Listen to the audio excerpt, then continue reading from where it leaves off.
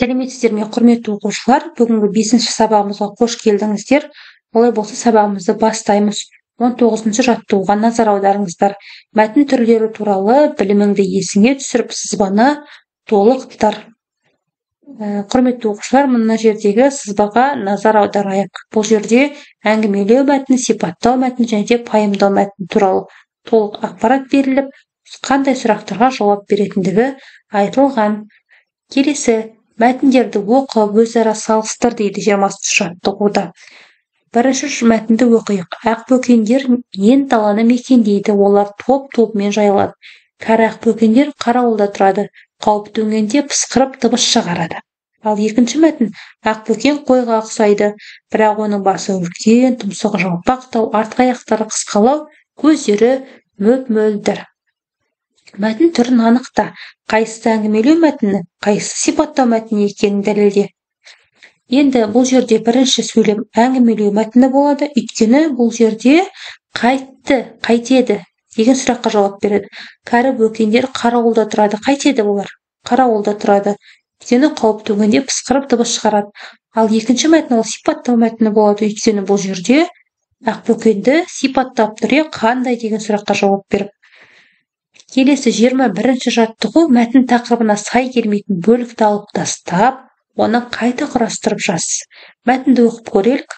Көптен бері қора сыртында екі таяқ жататын, екеуі дос еді.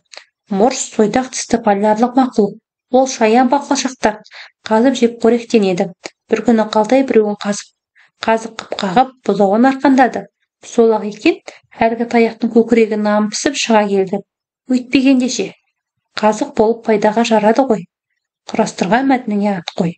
Енді біз бұл жерде мор сойдақ тісті полярлық мақұлық, ол шаян бақалшақтарын қазып жеп қоректенеді деген сөзді деген бөлікті алып тастаймыз. Өйткені ол мәтіннің тақырыбына сай келмейді. Біз бұл жерде морж туралы емес, таяқ туралы, екі таяқ туралы мәтін болып тұр. Сондықтан морж деген яғни екінші абзацтағы сөйлемді алып тастаймыз да орнына басқа сөйлем құраймыз. Қандай сөйлем құраймыз? Оған олайша назар аударыңыздар. Көптен бері қора сыртында екі таяқ жататын, екеуі дос еді. Екеуінің пайдаға жарамай жатқандарына да біраз уақыт өтті. Кейде балалар ойнағанда қолданып, қайта орнына қояды. Бір күні қалтай біреуін қазық қағып бұзауын арқандады. Сол-ақ екен, әлгі таяқтың көкірегін нан пісіп шыға келді. Өйтпегенде ше, қазық болып пайдаға жарады ғой. Құрастырған мәтініңе ат қой. Біз бұл мәтінге екі таяқ деген атау бердік. Шығармашылық үзіліс 22-ші жаттығу. Мына сөздердің тиістісін қойып өлең құра. Тоны қандай жыл еді, аған қатты ұнады. Мұз үстінде жүреді, суға сүңгіп шығады. 23-ші жаттығу сипаттау мәтінінің сызбасына қара. Сипаттау мәтіні заттың белгісін білдіреді, түр-түсін, ерекшелігін білдіреді екен. Сызбаның көмегімен қойды сипаттап жаз. Ол үшін оның ерекше белгілерін санамалап көрсет.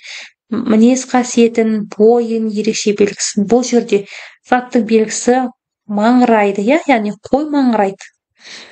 Түр-түсі, бойы аласа, аққара түсті, ерекшелігі, оның жүні қалың болады.